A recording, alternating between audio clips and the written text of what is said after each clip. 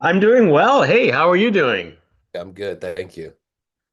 Jake, I love you in these films. You do so well in any type of thriller, but we have to hear it first. What initially drew you that you wanted to be part of Fog of War? My agents called me kind of out of the blue one day and said, "Hey, there's this film, Fog of War. Producers and the director would like you to read for interest."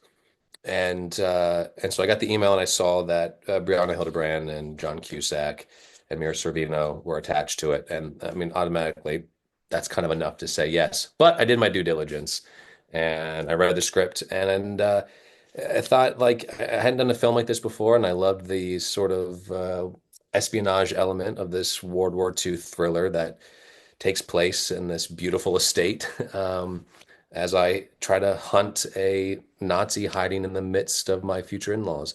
I hadn't seen anything like that before, and so it was kind of a no-brainer. And yeah, so I called back that day and said, "When do we start?" And we started like a week later. I I'm always fascinated on how you handle these type of characters because, like I said, this is not your first thriller, and you managed to take a character that's trying to figure out like what's going on into something with all these twists and turns. How do you mold these characters to your own? Um, I, I mean, it's a 20 year sort of distillation of a process, I suppose. Uh, I read the script as many times as possible, ask as many questions of the character as possible, and just try to find the core of of their struggle. And I think like characters like Gene, I like thinking characters. I think I like characters that are sort of forced to watch people closely and therefore have opinions on their behavior. And I think that's what's engaging with Gene for me is that he has to sit there and watch and think about every single element that's happening with the people around him. And I think that makes your job a little easier as an actor because you have something to focus on. And then the rest is, you don't have to worry about how it looks as long as you just have an opinion on what's happening in front of you. Getting into the mental capacity of your characters is one thing, but you also have to up your challenge playing this character with a cane as a wounded soldier. Did Was that a real big challenge? Did you have to basically quickly train for yourself since you had less than a week? Yeah, it was you sort of play, you just have to enter a sense of play, I think. And early on, rather quickly, I went and grabbed like a knee brace, but like a band, something that I could put like just tight and uncomfortable. And I started walking around the house with that on, and I just really tied it tight around my knee, just so I could feel like so I could fo have something to focus on to be like, that's the injured knee, and I'm aware of that. I'm aware of it. I'm aware of it. And sort of like through training. So then the first couple of days even of filming, I had something on my leg just to like keep me aware of it. And then over time, it sort of found itself. And I just relied on that feeling to the point where like, you know, I think if you do that, if anyone does that long enough, there was times where I was limping without the cane in between setups. Like it gets really silly because you just start to do this habit and you sort of change the way you walk. And I would drop the cane off on the chair, or even worse, I'd be walking with the cane in between takes, which made no sense. But I think it's just like a sign of habit. You build a habit quickly, and then you embody it, hopefully. So I think it's a good thing. Does playing a character like this, because of the fact that you have certain handicap towards action sequences, can you tell us how that was actually handled? Of course, no spoilers, of course. Yeah, I think, well, one thing I like about Gene is that by all intents, he's a soldier, he's young, he should be sturdy and resilient, but he does have this big hindrance in this injured knee that hasn't quite healed properly. So it gives him a weakness. And I think that's first of all something that adds to the element of danger for him, and so being cognizant of that. I love when the hero gets tossed around. I think it's very important that they do. And so it's a good challenge to be mindful of this thing. And Like there's one scene in particular where he gets roughed up and like um just remembering that like yeah that you don't have the strength that you did.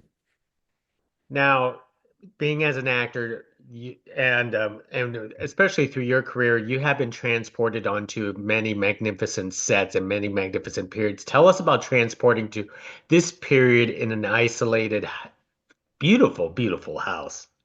It was a stunning location. Like, I mean, what a treat.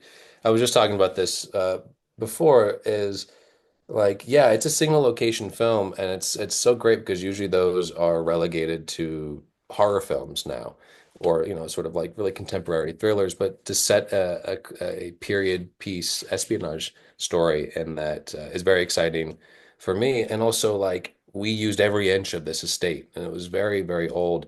And we went to the gardens and everything. So yeah, I think like it was a joy to go to set every day just because you knew it was going to be. They had they had sheep in the field.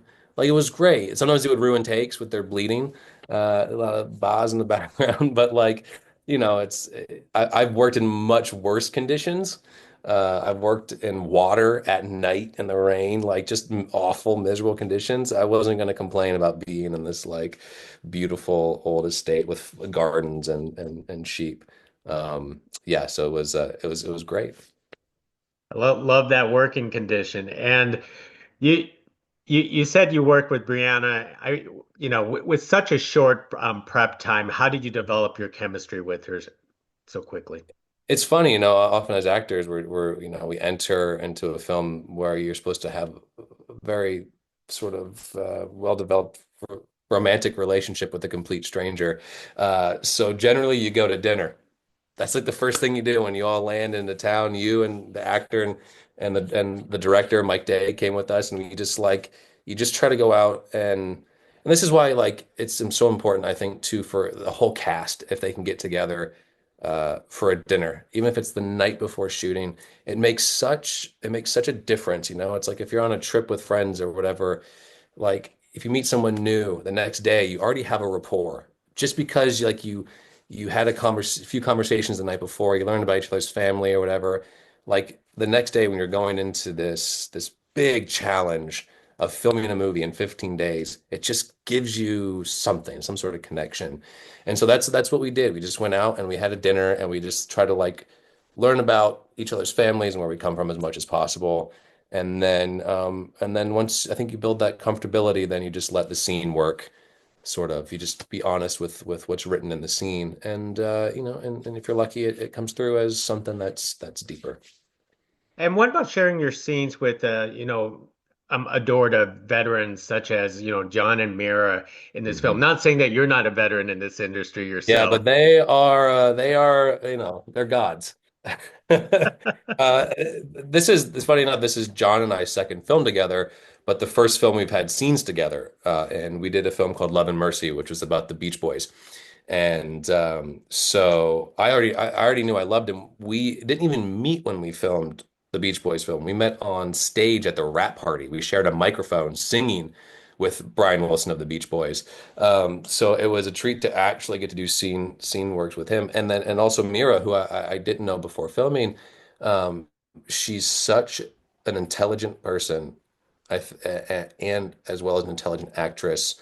Um, you just know, you feel lucky in those moments that you're with thinking actors, other thinking actors that like have taken the time to consider questions and try to go deeper, especially when you've had no time and no rehearsals.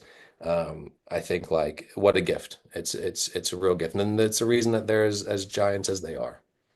And one last thing quickly here is what do you love about doing indie projects? Because I know you've done huge films and blockbusters before.